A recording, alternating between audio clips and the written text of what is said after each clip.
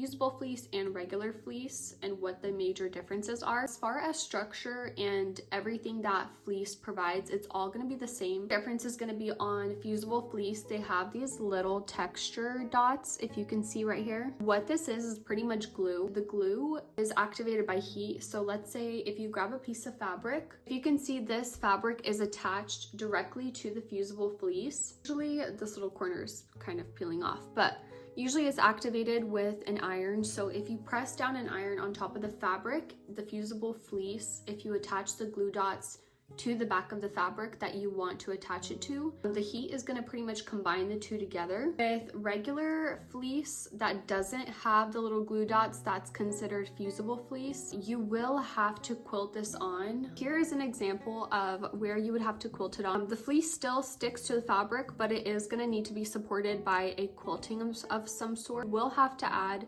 stitching to make sure that it's attached to your fabric. In cases that you will need to use fusible fleece is when you want to have a bag, like a makeup bag, that doesn't necessarily have quilting, like this one right here. This one it has the fusible fleece, but it doesn't have any of the quilting, it's just the fabric. It's really the only major difference between the two, is just that one is going to have a rough texture on one side, which is pretty much caused by the glue dots, and then the other one is just a fleece. It will also have a price difference. Usually it's not too much, it may be about a couple cents to $1 off. I always work with fusible fleece, and I just find that it's the easiest to work with just because fabric can tend to move around and shift and whatnot, and I don't always like the look of quilting. It's nice to be able to have that option of just sticking it to the fabric as opposed to having to quilt it on. It's really just up to personal preference, and if you are trying to be more cost effective, I would definitely go for regular fleece.